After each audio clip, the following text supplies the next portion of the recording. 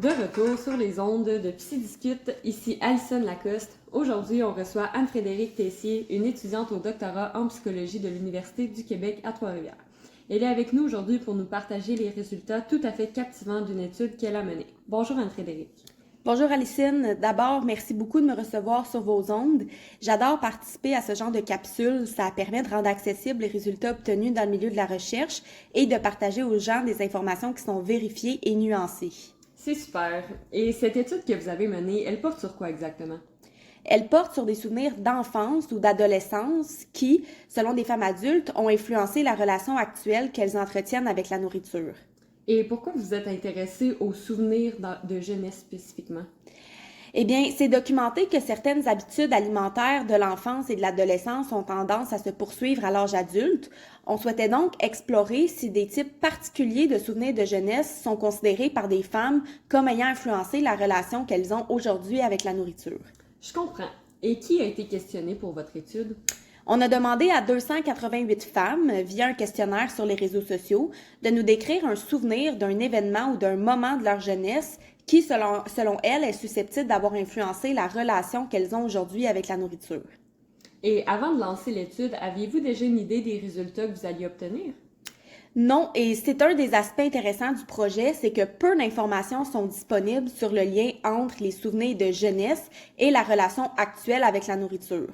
On n'avait donc pas vraiment d'idée de ce que les souvenirs des participantes nous révéleraient. On avait plutôt pour objectif d'explorer la nature des souvenirs qui allaient nous être rapportés pour éventuellement identifier des points communs ou divergents. OK. Et donc, quels résultats avez-vous tiré de votre étude? Eh bien, après avoir bien lu et analysé les souvenirs que les participantes ont rapportés, on a pu identifier deux grandes catégories de souvenirs. La première catégorie, c'est celle des souvenirs qui racontent un élément déclencheur de la relation que les femmes ont aujourd'hui avec la nourriture.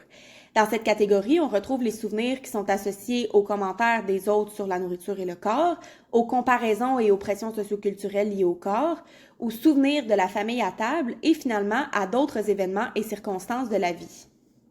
Intéressant. Puis quand vous parlez de souvenirs de la famille à table, j'en comprends donc que tous les souvenirs ne sont pas nécessairement négatifs. Exactement. La majorité des souvenirs rapportés étaient négatifs, mais plusieurs étaient effectivement heureux et positifs. Des souvenirs positifs sont d'ailleurs aussi inclus dans la deuxième grande catégorie de souvenirs, qui est celle des souvenirs qui sont associés à des conséquences qu'un souvenir a eues sur la relation actuelle des participantes avec la nourriture. Dans cette catégorie, on retrouve les souvenirs liés à l'adoption d'attitudes ou de comportements problématiques liés à la nourriture et au corps, la catégorisation des aliments et le développement d'une relation positive avec le corps et la nourriture. Alors on voit que pour une même question, plusieurs types de souvenirs ont été rapportés par les femmes que vous avez questionnées. Tout à fait. Et l'une des choses qui a été particulièrement surprenante, c'est qu'une majorité de souvenirs étaient reliés à l'insatisfaction des femmes envers l'apparence de leur corps. Ça suggère donc que les thèmes de l'image corporelle et de la relation avec les aliments peuvent être intimement reliés chez plusieurs femmes. C'est vraiment intéressant, Anne-Frédérique. Le sujet suscite beaucoup d'intérêt et de questionnements chez nos auditeurs. Nous avons Philippe qui est en ligne et qui a une question pour vous.